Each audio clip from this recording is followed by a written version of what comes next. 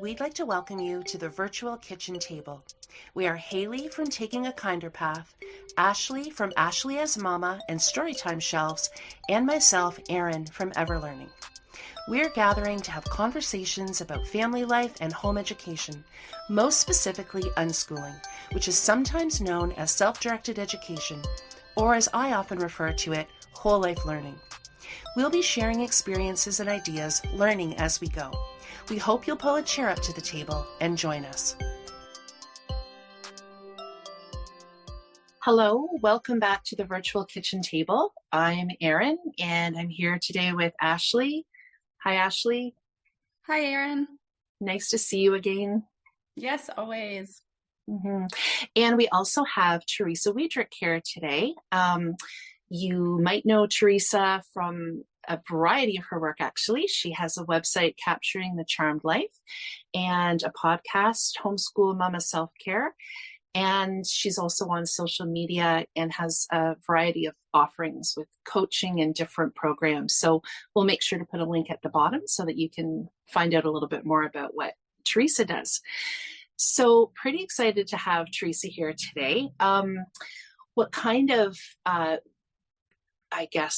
boosted my thinking about having an opportunity for Teresa to come and chat with us is that I had an opportunity to speak with her on her podcast. And after the recording, I guess we'll call it the after party, Teresa, after party for two.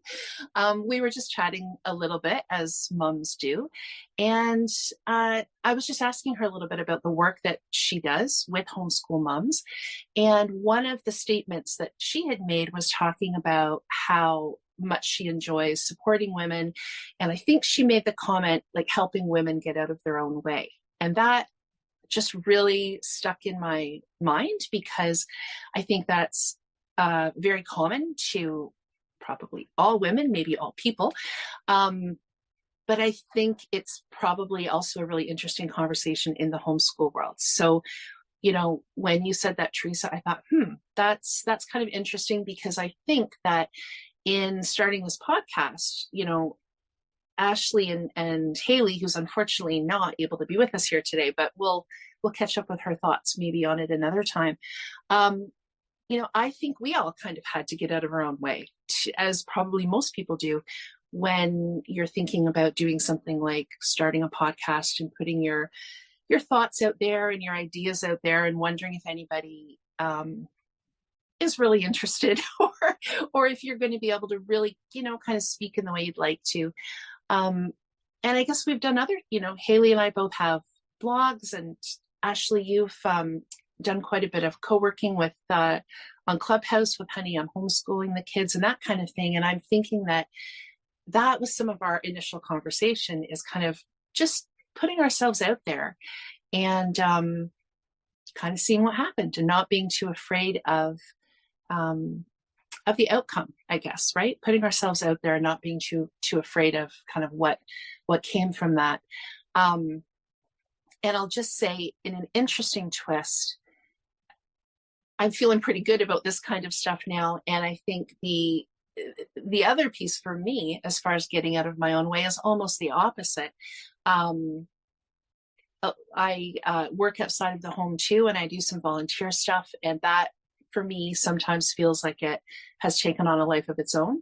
So now it's kind of also getting out of my own way to prioritize myself and prioritize interests and rest and quieter times. So I guess I just wanted to say that I think this means, I mean, Teresa, I'm sure you have lots of thoughts about this, but what's coming up for me is I think it means different things to different people, and maybe even, you know, during different life stages and situations. So I feel like my perspective is this idea of kind of women really showing up for ourselves. You had made a comment, Teresa, about helping women show up. I think it was authentically, confidently, and intentionally.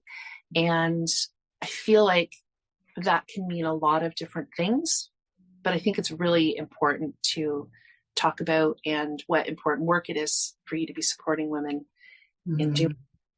So I would love, I guess, to hear a little bit more about what you do and some of your thoughts about that. Yeah, thank you. Thank you for having me here. And hi, everybody that's listening over the airwaves. I'm Teresa. If we haven't met, I'm a certified life coach. I'm a homeschool mentor, and I'm a graduated homeschool mom of 4 kids now. And I absolutely love what I do, just like I love my homeschool life most days. And it has even just been clarifying for me to learn and understand my journey over the last couple decades as I am supporting other homeschool moms now. But just as you shared the seasons, there we are all as humans getting in our own way. Mindset shifts that are required for us to really show up intentionally and confidently and authentically. And I chose those words on purpose because that has been my experience, and it seems to be the common denominator for the women that I'm working with. There is always an element of those things, and it also means different things at different stages. But it's not a guarantee. I can think of the homeschool mom that's not yet homeschooling, and she's looking for confidence. And then I'm thinking of the homeschool mom that's in the high school level years, and she's not looking for confidence. She wants to know, how do you even do this thing? So we're not all guaranteed to be locked into a specific stage and a specific challenge at any given time. But this calling to be authentic and confident and purposeful, I think we all have that within us for varying reasons. Mm. Yeah, and I like the timing of this conversation, Teresa, because a couple of weeks ago, we had a conversation about, it was emotional labor, I think, Ashley. And then I feel like there's some overlap with some of these things for sure. So we talked about emotional labor. And then last week we spoke with Brittany Acciavati about our identity as homeschool moms. And so it wasn't planned this way, but I feel like those have been really good precursors to this conversation. Beautiful. As well. Yeah, absolutely. And so, Teresa, it sounds like you find, of course, women have different stories, but what I'm getting is there's a lot of commonality. Probably there are those threads that come through that are, yeah. Yeah, there are. It's not just I don't think it's just a female thing. I definitely see that it's a broad spectrum thing.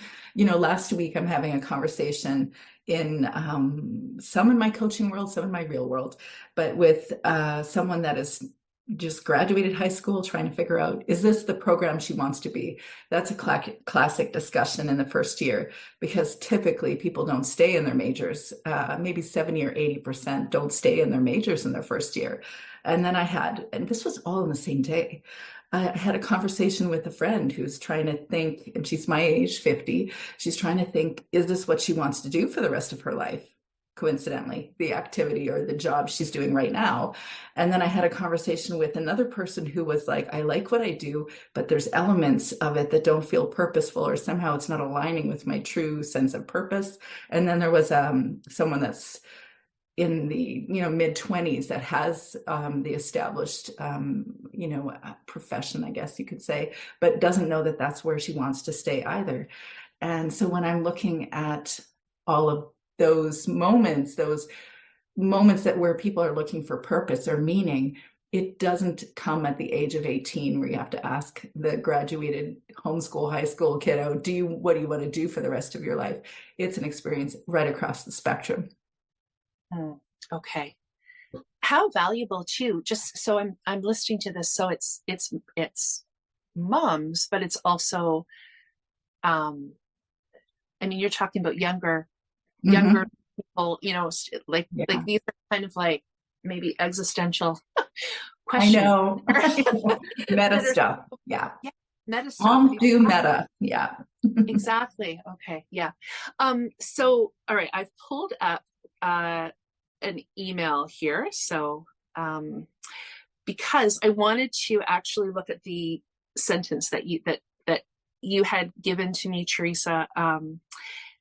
You talked about helping moms show up in their lives authentically, confidently, and intentionally. And so was kind of breaking that down a little bit for myself. And I just wondered if maybe we could talk a little bit about those three things as kind of a way for things a little bit. So for me, talking about the authenticity piece. So I'm actually just going to read a little bit of what I wrote, and then maybe we can get that a little bit. So I said, oh, this one is interesting. So I said, having grown up as a people pleaser, it's difficult to actually know how I feel or who I am at times.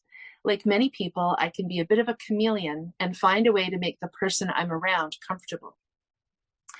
Then I said, this reminds me of parts of our last podcast episode about emotional labor and how often we as women tend to do that.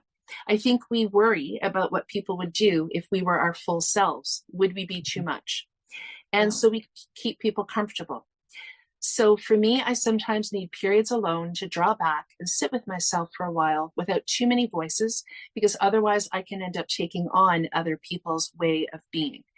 Now, Teresa, I'm guessing maybe that's not rare for you to hear. No, maybe not it's my experience as well. Mm-hmm. Right. So you can identify with it. Mm-hmm. And so I got thinking about the authenticity piece, because that can show up. So if we're thinking about it in a homeschool lens, I think about much more so, I guess, in my earlier days of homeschooling, but I would say even preschool, like even those early days of parenting, probably, where I'm like some of us, probably all three of us, have made some decisions that are outside the box, clearly, or we wouldn't be having this conversation.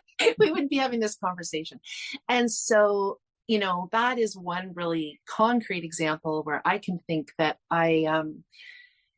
you know, it was hard to show up authentically in all spaces, because you don't always want to have the conversation. You don't always feel comfortable, you know, answering questions about why you're choosing to do things differently. And so I think that if I think about it from like a parenting perspective, that's something that really stands out for me, is this. And I think it's probably why, as homeschool people, we do kind of want to find some people that we can identify with, because we all need that safe space where we can just really kind of talk about what's going on. But typically we don't leave the rest of our life behind either. So we still have neighbors and family and friends and, you know, people that we know in various ways. And so that's something that comes to mind for me, is kind of like that struggle for me to, because as much as I'm saying I sometimes struggle with authenticity, it's never my intention to be inauthentic with, right? Like I you know, I really, that's never my intention. But it's a challenge when you step outside the box. It's a challenge to kind of show up as your full self. Well, it feels safe. It feels safe to play the chameleon, because in some ways it's true. Like, we all want people to mirror a sense of, we like you. And if we get the sense that, what if they don't agree or like or whatever with us, then we go, oh, maybe I should just chameleon this one. And I get that. But I bet you know that experience when you first wrote something and put it out publicly. I remember doing that. It was in the first few months for me of homeschooling. And I'm so glad I started blogging then, because I have all these amazing stories. Like, I've got 900 posts there, most of them built before the last few years. And it's great fodder for discussion now. But at the time, I was terrified that people were hearing what I was thinking, and then I was declaring what I was thinking outside the box. And I can remember the first number of times I'd posted something, and every time I was in contact with someone that I knew, I assumed that they read what I wrote, and what are they going to think about what I wrote? And then it took about 6 months for me to realize no one knows I'm writing and no one cares. That was my primary experience. But fast forward 20 years or so, 2 decades, and now I realize that as I'm being authentic, I am inviting you to be authentic. So the more authentic I am, the more likely I'm to resonate with other people. And that has been a blow my mind experience, because I was just like you, Erin, where I instinctively wanted to follow or just be quiet and let the loudest other person in the room speak, so that I didn't get criticized. Mm-hmm. Ashley, you don't have to jump in, but I just wanted to give you a chance. Yeah, thanks. I've been jotting down my notes as usual, because I just have so many things. It's like what to pick, where to start. But as you guys are sharing, I'm just like, yes, yes, yes, nodding along. And I'm making so many connections here just between how we feel and how, I'm really glad that we're home educating and unschooling because I hope my children can avoid feeling this way as they're adults. So that's coming up for me a lot too. Like I'm hoping they can show up as themselves um, more because I'm reflecting on my own childhood, of course, and thinking about, well, why? Because Erin, when you were saying people pleasing and taking other people's comfort, really considering that a lot, I'm just like, yes, 100%. And I think about that sometimes because I see that in my youngest, especially.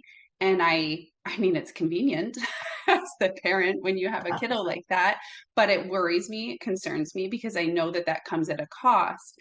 So yeah, I'm just thinking about, growing up the way a lot of us, not all of us, but a lot of us grew up where we, especially if we were in the school system, we had to do what we had to do to feel safe in those spaces, and that was different for everyone because we're also different. And I was the rule follower. Like I figured out how to play the game of school early on and how to not get attention, and that wasn't by showing up as my authentic self. That was me showing up as the good girl, as the good student, and I was proud of that. I thought that I got the gold star all the time for that behavior. And that's years and years. And I was always, and then after school, even like taking the right and always being praised for, oh, you're off to university. Oh, you got another degree. So you just go along and you think, I'm getting it right. I'm doing it right. But I think it comes at a huge cost. Yeah. So yeah, then to get to, I'm actually about to turn 40. Ooh, and that just comes with a lot of reflection, I guess, right? When you hit one of those milestone birthdays. And I hear so many people around my age say a similar thing, like, oh, I'm finally just kind of figuring out who I am. Or like going back to what you were saying, Teresa, like what I want to do. So yeah, lots of reflection around who am I? So that I can show up. Because like you said, Erin, like I want to show up as my authentic self. I don't intentionally show up in a space and like I want to, but there's that piece of safety that isn't often felt. And I think like you were saying, when you were doing something so different, it's hard to just accept what people say when they tell you like, well, not everyone's going to agree with you or not everyone's going to love what you do. And you're like, right, like I understand that and I agree with that, but I've gone decades of, doing this a certain way. It's hard to just, I don't know, I guess it's another way of deschooling, like, or another area that you have to deschool a bit. So I'll stop there. But yeah, it's really fascinating to think about all the connections. Yeah. Mm-hmm. Mm-hmm. Well, and I'm thinking, Ashley, like as you're talking, it's authentic to even be having this conversation, because I think it was when we were talking about deschooling a few episodes back, and Haley made the point that we really have to have grace with ourselves, because to your point about coming through the school system and potentially just society, we very young have these gold star ideas of what we have to do to please people and what's the kind of the game to play. And that's very integrated into who we are. And so, yeah, I think it would be very, there are people who maybe don't struggle with this at all, but I sure hear a lot from people. Not many. Not many. At least I'm not meeting them. You're not meeting them. I think it's pretty typical. So it's nice to, just to be able to have these conversations, because it does seem to be such like a common experience. Yeah. If nobody, I'll just jump in with one other thing about this authenticity piece, which is that I think there's also something around being your authentic self. So I was talking about kind of like authentic as a home educator in the wider world. But I also think that it's can be challenging even within the world of home education because, Absolutely. again, we're all human, and I think when you're in a population that is already feeling a bit vulnerable because it's smaller and it's being watched and it's, there can be a tendency too to really kind of want to cling to a certain way of doing things. And Mhm. that Yep. really choosing a label and wanting to become that philosophy or that label, Yeah. or whether it's I'm just trying to think of another example. Even, even how much of ourselves or our children we feel comfortable showing or not. It's hard. I think it's even hard in kind of within this realm. I don't know, Teresa, does that resonate The with you? discussion on being dogmatic about different homeschool methods, we do it in various worldviews or religions. We know that people are choosing that in those realms, but we're doing it sometimes in homeschooling too. And even though I think I love all of the methods because they all can contribute something toward the way we're approaching our kids. And sometimes they resonate with some of the kids, and sometimes like you're unschooling because, like, for my oldest, I unschooled because of my oldest, and then I realized that's not going to work with my second. And but I'm not actually dogmatically aligned with any method, and I'm the kind of person that's going to declare it from the mountaintop where I live in the mountains that you don't want to dogmatically align with any of these things because you're not raising a homeschool method, you're raising a child. So the child right in front of you, is that one that is going to be raised? Like, are you choosing to raise that child? Are you choosing to learn who that child is and know and notice what their next step needs to be? Or are you trying to create community in the unschooled community or in the Charlotte Mason community or the Montessori or whatever? And I'm not saying it's bad to want community. In fact, I don't think there's a right and wrong. I would actually strike that word from my sentence if I could right now. But I don't think there's a right and wrong in it. I just think that we have to consider, is the goal about community and aligning with people and feeling right? Or is it more about the child in front of us? Yeah. Yeah. And I wonder too if it's the difference between because for some people they are really eclectic, and for others it's really helpful to find sort of a philosophy and really work toward that. And I think that that's great and even helpful as long as you're feeling good about it, as long as you feel like you can, as you're saying, Teresa, show up as yourself, right? As Yeah. long as And you're able allow your children to do that as well. that's right, and allow your Yeah. children to do that as well. Exactly. Yeah. Yeah. Which So is it's very tricky. I know, scratch that. It's impossible if you're not doing it yourself.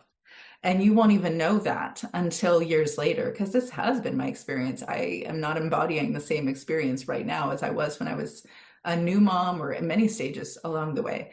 And so, to the extent that you can be authentic, that's how authentic your kids can be. And two, actually, I just want to add, Ashley, the comment that you shared, something around trying to prevent your kids from experiencing these moments of lack of confidence. I actually don't think that that's a guarantee either. I think that what you've absorbed in your world, what you've learned or grown in, although you can be an amazing example and a story for them to see that, oh, this confidence thing, owning who you really are, doing the thing you really love. I see my mom really doing that, but also they're not guaranteed to avoid normal life growth challenges either. They might have a tool or even a bunch of tools in the toolbox that other kids don't have. And maybe they can avoid a midlife crisis faster than the rest of our culture when they realize that just because they got their high school diploma and they got their degree and the letters after their name and the, 2-car garage and a trip to Hawaii and then retiring at a golf club place. I don't know what we're retiring to, but I'm not going to be golfing. But anyway, whatever that life is that the culture says this is a successful life. A lot of people actually go to the 40, 50, 60-year age and say, is this what I was doing this all for? And I think we can help our young people actually curtail that that entire journey, a cultural journey, but it doesn't mean that there's not going to still say, should I be doing what I'm doing, or what do other people think? Or I think they're still going to wonder those things. Yeah, I think that's, a natural way of going through life. I think you're so right, Teresa. Like that's just part of being human, and we don't live isolated or in our own bubble. We live in connection with other people, and because other people matter to us, then those. And I guess my thoughts are, like I like how you use the word tool. So like thinking that as they go through, and I kind of see it happening. I mean, so mine are 10 and 7. So we've still got a lot ahead of us. So there's gonna be lots of different stages and phases still. And I can kind of already see it where with my oldest, there's periods of time where those things seem to not necessarily matter more, but he's just paying attention more to other people, and other people's opinions seem to have a bigger impact and stuff. And then that seems to shift or something in a way, and seems to be less of a thing for a while, and then it comes back. And my hope is that, and I don't know, I hope I can explain this right. Like my hope is that by them having more freedom and flexibility on how they choose to spend their days and what they choose to do, that confidence will come from that. There is because I confidence think there. back to when, like, I was always told I had some freedom and flexibility in my family. Like I didn't have a very strict household. I still played that good girl role a lot though. But in school, I was told what to do next. I wasn't growing my confidence by making my own choices there. So I have a word for it too, but just to have that those experiences, I hope will help with their confidence. But I agree, like, and yeah, I want them to have those more difficult experiences or even negative experiences while they're young and while we're here, so that they know, yep, that happens, yep, that feels awful, and yes, we got through it. Yeah. And I think what I'm noticing too with my kids as they're kind of getting into this young adult piece is that, there's still a lot of thinking and like, is this the path I want? Is it not? Maybe I want part of this path, but I wasn't quite sure about this. But I do think there's a difference in that it's challenging to figure out what's the right fit for them, but there's a layer that's not there, which is the same. There's not the same fear somehow of needing to stay on the path. Yes. Right. So they have a wider range of what the possibilities are, and they're truer to themselves, I think. So interesting though, I'm still seeing, and I won't declare which child, but I'm actually seeing one of my kiddos kind of, the way that she's framing things, she sees things, or the way she's framing things sounds very traditional. And it does actually really surprise me, because I'm like, we have been doing out of the box for so long, inconceivable. Or even when one of my kids said, I want to go to traditional high school, I was like, I don't do that. I am my homeschool advocate, and I know better. This is the mindset that I have. And that discussion point is a tricky one in the homeschool community, because homeschool is the best thing. And actually, I think so. I do. And also, kids grow up and they want agency. And like my kiddo said to me, she said, yeah, but mom, I know you know that and you believe that this is the best thing, but I don't know it. And I was like, touche. Yeah. That's so perfectly put, isn't it? Yeah. That came up a little bit in maybe in our conversation with Brittany, actually, that homeschooling is something that we choose as parents, right? Because we have these ideas, and this has been our experience, and this is the research we've done. But for them, it's just their life. It's not really necessarily. So it would make sense that if they're hearing about other things, they might want to choose it or try it, or So later on, just like to fill in the end of that story, she actually gets into high school. Within a couple months says, thank you so much for homeschooling me all the way through junior high, because I can see that would have been I won't use the word, but not good. Yeah. Right. Right. and then she also accelerated her efforts. Like in British Columbia, you have a 3-year program for high school. She did it in 2 years to get out. So there you go, agency. Exactly, right. She still Yeah. found her own way to Yeah. do it. Yeah. My unschooled kiddo turned honor psychology program. She's the kid that didn't want to be traditional in the way she was approaching things. She just pushed back. She's the reason I went toward the unschool realm, and she's the one that's now doing honor psychology. So go figure. Yeah. Yeah. No, I had a very similar experience. The person that we homeschooled because of ended up wanting to go to school for the last couple of years. Yeah. So it's right. Self-directed is self-directed. And you can hold to the homeschool thing if you want to. Yeah. It's the same thing. Like I obviously am a homeschool advocate, or I would not be hanging out in the home education realm as I am. And I am 100%. I still say me homeschool mom, even though I'm not doing it anymore. I identify as a homeschool mom because I love it. It's amazing. And also still, who is the child in front of you? Let's talk about the real person in front of you. Exactly. Yeah, no, absolutely. I feel like that resonates a lot with kind of what we've been talking about recently as well. I was thinking about moving on to the confidence part. Do either of you have anything else on authenticity, or are we good to? I'll take your lead. All right. So the confidence part, Teresa, I imagine is very interesting. This is probably a big piece of conversation for you with people. And yeah, I just said when I was writing my notes, I said, like many people, I think I've been challenged by the worry that I'll do things, quote, wrong, unquote. And so at times it stopped me from doing anything at all, right? It's the classic paralysis. Like I might not succeed, so I won't do anything at all. This has gotten much easier for me the more deeply I've gone into deschooling and embracing mistakes rather than fearing them. Rather than fearing them has become something I've gotten closer to. I think there's also the comparison game that someone might be better qualified, more skilled. And so again, that's something I work with, shifting those thoughts of inferiority. And then I talked a little bit about putting my writing online and beginning the podcast, as I mentioned at the beginning. But I do think that the idea around comparing yourself to other people is one that I think it's a common thing. I mean, I know there's this term imposter syndrome, right? Imposter syndrome.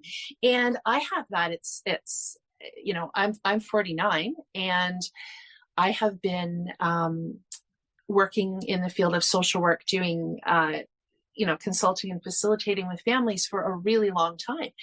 And sometimes I forget how old I am and how long I've been doing it, because things will come up and I'll think, I don't know what, why are they so keen on asking me to do that? I think about it and I'm like, well, no, they're keen because this went really well when we worked together last time, or that. But it's amazing to me. Maybe it's the human condition. I don't know. But I do still have moments where I think, well, why are they contacting me again about consulting with this family? And, and part of it's just realizing my age at times too. Like I have been doing this a long time, but sometimes I can still feel like a little kid, and can I ask you a question that you, sure. When was the first time that you experienced something like that? Was that just because you began working in social work, or have you had that experience before? I've had it both with paid work, and I've had it with homeschooling as well. And I think it's that feeling of, coming into social services kind of in my early to mid 20s. And also I became a mom in my early to mid 20s, and I always felt a little bit young. So like, I remember going to homeschool groups and seeing these older kids who now I realize were 9 or 10, right? They seemed so far beyond where we were. And, there was a little bit of that sense of like, I'm here, but I don't really know what I'm doing yet. And I'm kind of listening and I'm observing. And so I would say that I would say it's probably early adulthood. I'm sure there's some stuff in childhood I could go back and think of, but those are the two things that come up for me. And I think it's because those are two roles that are, they're adult roles, right? I've got a role for you that you didn't bring up right now, but I've got an idea around unpacking that. If you delivered a baby in the hospital, and if you home birth, this is going to be a tricky one. Did you happen to deliver any baby in the hospital? So I had all home births except for my first one. Okay, well, let's take the first one then. And I was a doula for 10 years, Teresa. So were you really? Oh, that's so cool. Yeah. So I did postpartum nursing. I was pediatric, postpartum labor and delivery, all that before I had my babies. And I worked on the unit that I delivered or that I helped other moms. And I remember pre-parenting that I had these cards that I would save. I still have them because I think this is hilarious. I would write things that I was told. These are the things that you're supposed to do to help moms know what to do when they bring their child home. And one of them was not co-sleeping, which to me is hilarious now because I wanted to sleep, so I co-slept. But anyways, I would tell people how to parent their children before I parented them. Now, on the flip side, so before they left the hospital, and I'm sure this is still the case, we'd have to check the harness on the baby carriers and whether they were safe to leave. But I remember being with my husband on the unit that I worked and spoke to all these moms about what they should do before they leave and how they'll deal with their first number of months. I remember picking my baby up and walking out of the hospital, locking her in ever so carefully into the car to drive in our Ford Taurus 5 minutes to the apartment that we lived, just like 5-minute drive. And I remember thinking in my head, did they just let me go home with a baby? Like, is this for real? This is not real. I don't know what I'm going to do. I don't feel like a mother, except that they were like, this is your baby. You can go be a mom now. I did not feel like a mom, but I was a mom. And as I continue to do it, I feel like a mom. I don't feel like a mom of a retired person because I'm not. And I don't have a clue what that will look like if I make it that long. But I do know that I'll figure it out when I get there. Yeah, it's this midlife age is interesting, isn't it? Because there's still so much to learn, and yet you really do have enough life now that you can look back and yeah. Like, Ashley, I know you're a little bit younger, but not so much so that you probably can't relate to that. Like, no, she relates because she's a mom, right, Ashley? Like, yeah, absolutely, yeah. And I'm thinking back to when I was I guess like university age and in my 20s. I've been thinking about this more and more recently, and I've talked about it with other people around my age, and they're like, yeah, same. In my 20s, I had a lot of confidence. I had a lot of like, bring it on. Like, I can do this. I definitely had moments of like, feeling really nervous before doing things and stuff as well. But I just went and I still did it. And I still feel that when I'm around that age group. There's just this confidence that I'm like, I remember feeling that way.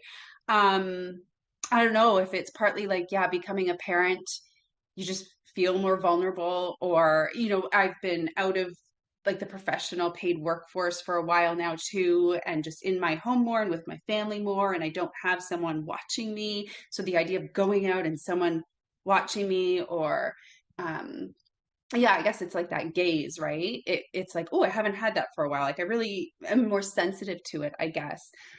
But I think about how like doing the podcast, or doing Clubhouse, or even posting on Instagram, where I don't feel overly confident doing any of it.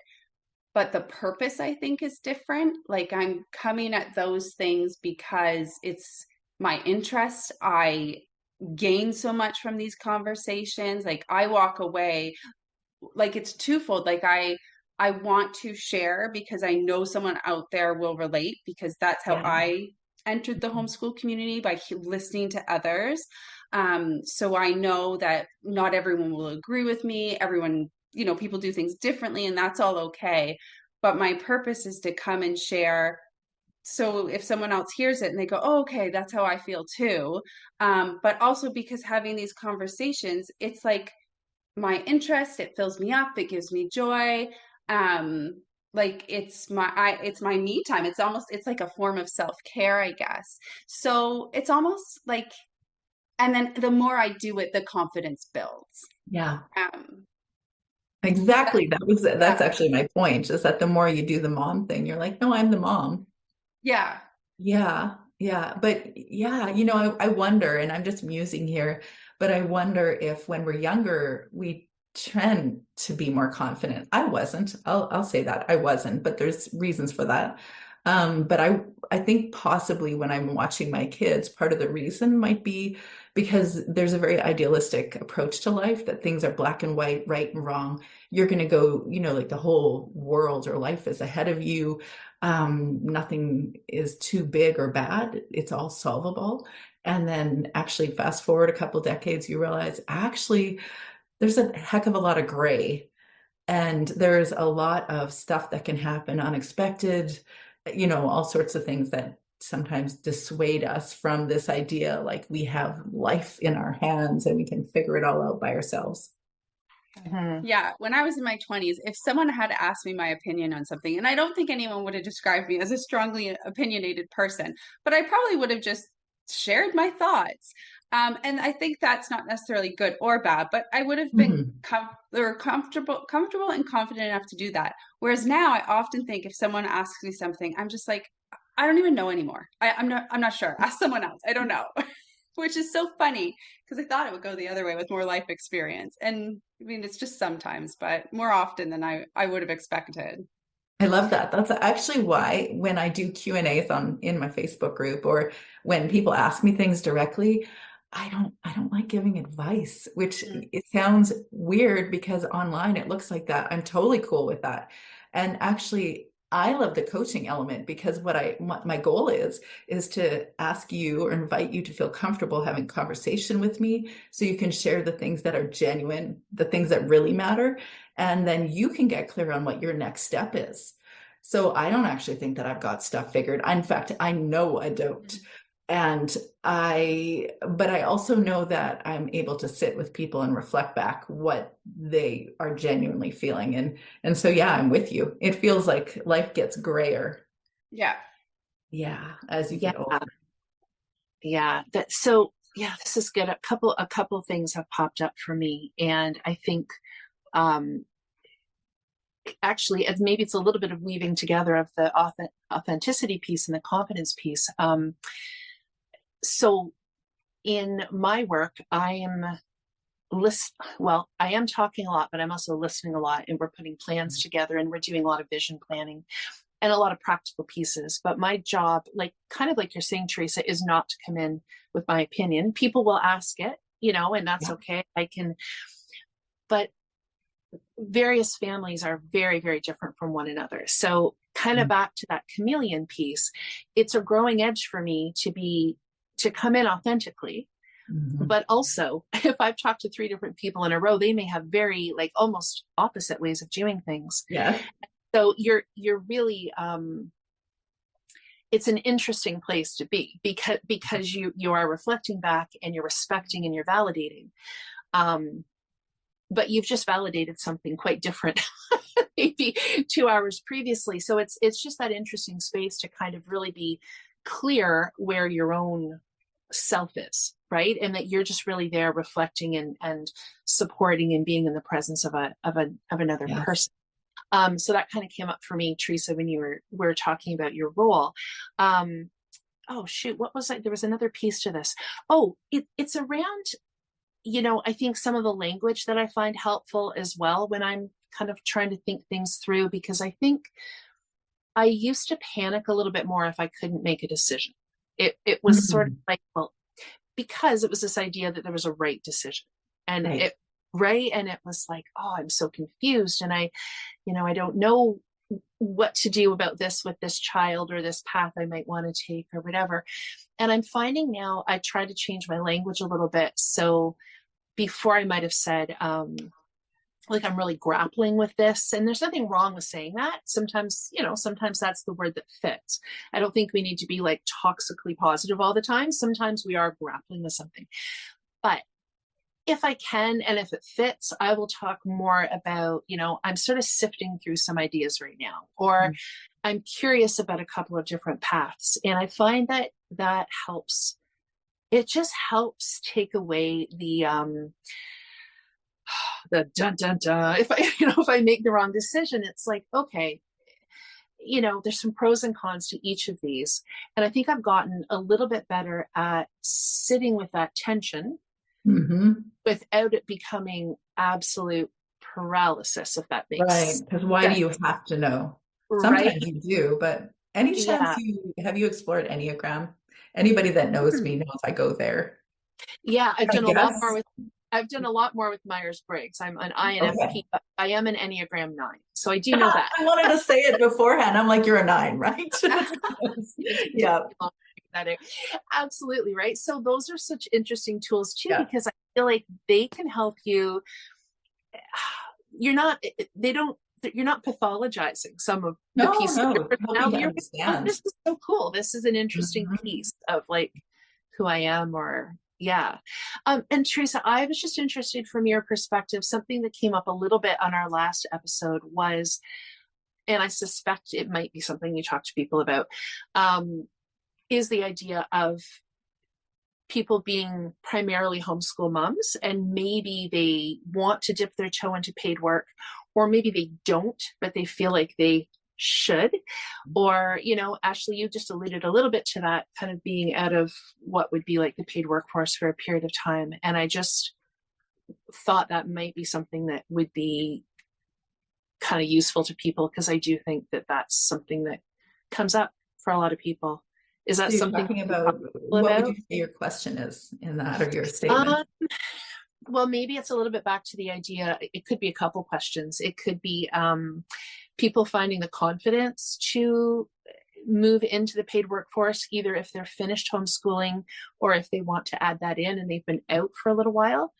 I guess that could be a piece of it, right? Or it could be feeling okay with the fact that they're not in the paid workforce. And that's often really devalued, right? Our society can devalue that.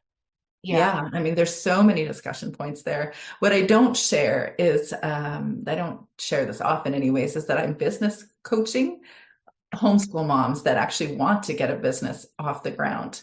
And primarily I'm working with people that want to do the coaching element. I love it because I feel like my Enneagram 2 motherish side is able to nurture people into becoming more them, because that's, I think, the key is if they want to do the thing, whatever the creativity is that they want to monetize, or whatever work they want to get back to, or whatever it is, I would always direct them to, who are you really? What are your core, I can think of the word in my husband's professional world, but the core competencies, or the, your aptitudes, the things that we're watching our kids, their natural giftings and their interests, and actually follow that more. Because, I mean, obviously I'm going to say that, I suppose, but I really do think that we should be deschooling our life, not just our kids' lives. And we really should be saying, why am I here on the planet? What really is driving me? And I've had conversations with moms that are like, I'm just really tired of homeschooling. And then sometimes when I ask the question, so baby, stop, like, just maybe you should stop. And I'm not actually joking, and I'm not just trying to be oppositional. I think sometimes there's a place for it where, even though you can see the benefit for your child, if you are deeply resenting what you're doing, or you're completely exhausted, or so many possibilities, this is not serving them anyways. And it isn't the better choice by forcing yourself through something. Sometimes you do need to stop. Sometimes you have ways of incorporating time, hours, or creating your own business inside your work world. But I think the key would be to say, who are you really? And I don't know that we ever actually truly can answer that question in our lifetime. And we're being called at different points of our life to grow into something else anyway. So it's not like we've arrived, but we do want to lean into something that feels reflective of who we really are. that authentic angle again. Mm-hmm. Mm-hmm. Yeah. Yeah. And I think, I guess it came up, Ashley, we were talking about conversation points when people ask, what do you do? Or people ask people what they do. And I think that's another piece probably, is that sometimes it's not necessarily that we're not feeling confident with our role, but we don't have a quick answer. And so I do think from a confidence perspective, that happens sometimes when you're not expecting a question. You can almost come across as sounding a little bit less confident than you actually are. Mm-hmm. And I think that's sometimes because we are sometimes conditioned not to, it's, you almost don't want to seem too confident, or it can feel like you are, what's the word I'm looking for? I mean, I've heard this conversation in homeschool before. It can be hard to have a conversation because by being confident about what you're doing, it almost looks as though you're suggesting the other person is wrong or whatever. Well, I actually think it's only the case if those people see the world through that lens, because I'm actually okay with people not seeing things the same way or speaking things differently, and me going, oh yeah, maybe that's a good thought there. And I don't take it as I've done wrong or I'm not thinking right. Yeah. Yeah. It can be an opportunity to reflect, right? It can be yeah. I think examining why it is that we're feeling what we're feeling when they're saying something. In my, I have a paid support group, and in an audio podcast for that group, I shared a story when I was younger about being in a lawyer's office, and I think we were signing wills, and the lawyer had asked me what my role was. And I said, I homeschool my kids. I'm a home educator. And he said, so a housewife. And I'm like, no, I am a home educator. And I perseverated, and he eventually wrote down housewife. And that happened in a bank around the same time too. People don't even know what that means. Home educator, what are you talking about? Are you like a certified teacher that also happens to be at home with your kids? Or I don't know what they're thinking. It's probably different now in the last few years because so many people are homeschooling now. But taking on our role and determining our role, I mean, that's just one more step of really owning who we are. And I think deschooling again, just deinstitutionalizing ourselves from the way the entire culture thinks. Yeah. Mm-hmm. Yeah, I can, I'm just thinking about, so we're in our 4th year of home education, and I'm trying to think back. I guess what I can say is that I think it'd be fair to say the majority of the past 4 years, it's kind of always on the back of my mind. What else could I be doing for paid work? Well, I'm a full-time home educating parent, and it kind of comes in and comes out. And I don't know, I mean, there'd be different reasons for that. But it doesn't seem to be uncommon in the homeschool world, where you see often the homeschool mom trying to figure out how to run a business on the side, or how to maybe bring some income into the home, or how to maybe have a side business so that they have something that's just to spend time doing something other than home educating. Even if it's a home educated related business, there's value in all of that. And for the past while now, like I'd say 6 months or so, I've kind of had this thought of recognizing first that kind of creeps in. That's always in the back of my mind. Like, oh, is there an opportunity here? Or, oh, maybe I could do that. Or maybe that's what that's the path I'll take eventually. And then it kind of goes away because I'm so busy as a home educating parent that I don't have that time. But yeah, for the past 6 months or so, I've had this other thought of, how do I put this? It's always just in my head, but I kind of just say to myself, like, no, this is enough. Like, what am I thinking, taking on something else? And there's lots of people do, and I'm not saying it's impossible or at all that it's wrong. But right now for myself, I'm kind of like, where's this almost, because sometimes it can feel like pressure. Yeah. And maybe it is from being asked by those people, like, oh, are you going to go back to teaching, or are you going to go Mhm. back? Are you going to, what else are you going to do now that your kids are 10 and 7? You must have so much more time on your hands. And I'm just one, like, no, I don't know what you're talking about. But I think sometimes it is a bit of pressure. And I've just, yeah, for the past little while kind of thought, like, I'm just telling myself, like, it's okay. Like, there doesn't have to be something else on top of this right now. No. Yeah. This is enough. I Yeah. don't know if it's always just been in my head. So I've It didn't personally even dawn on me to create my own business, or even the way that I slid into life coaching.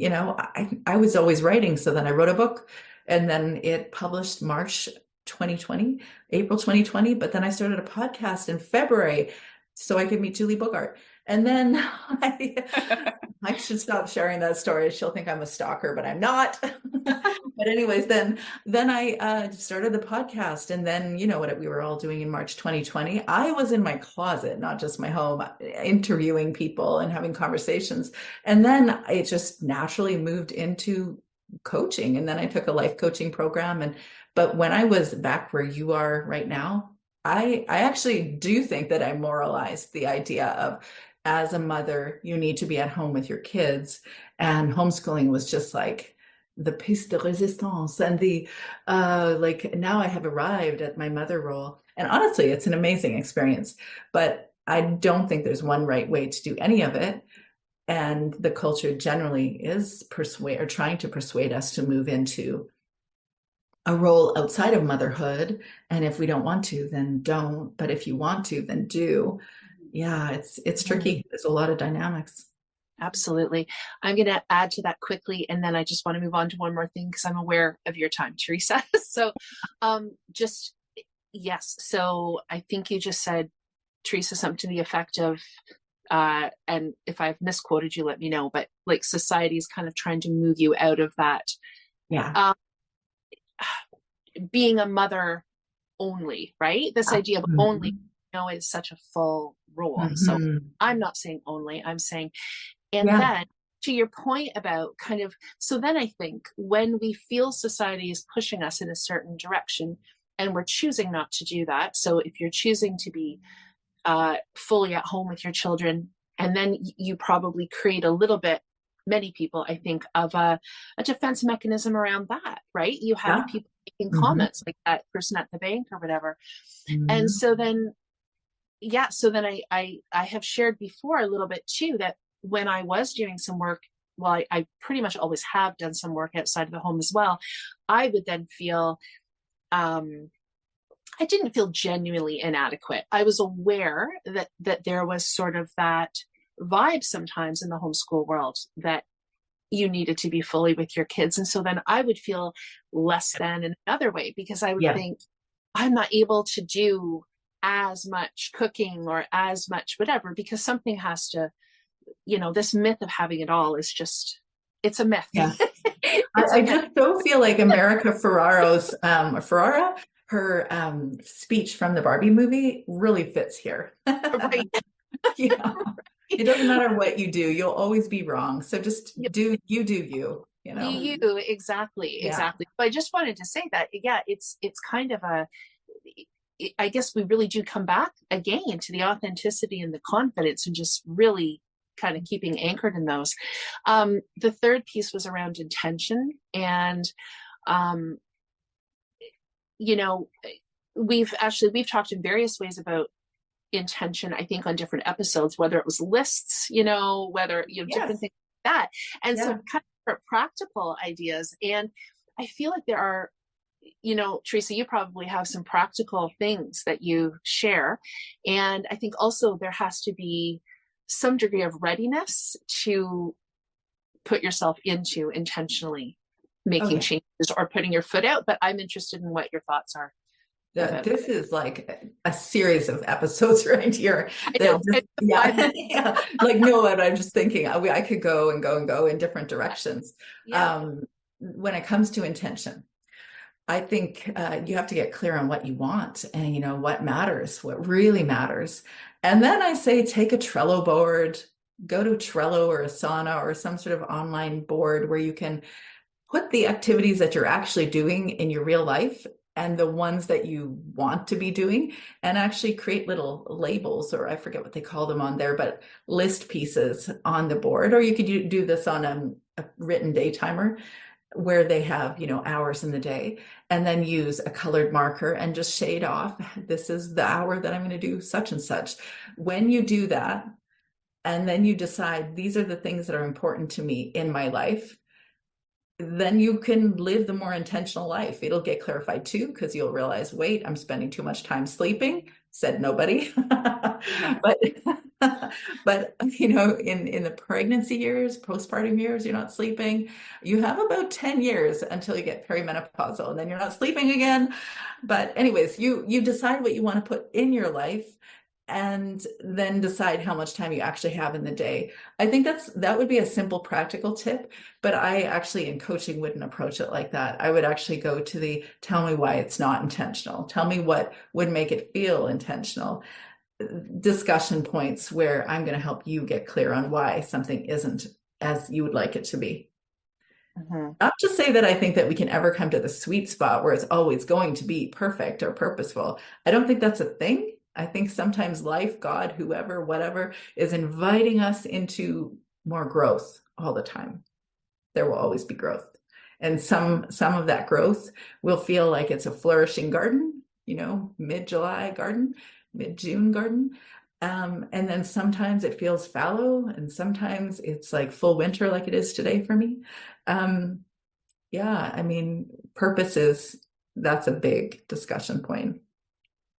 Yeah. That's a huge one.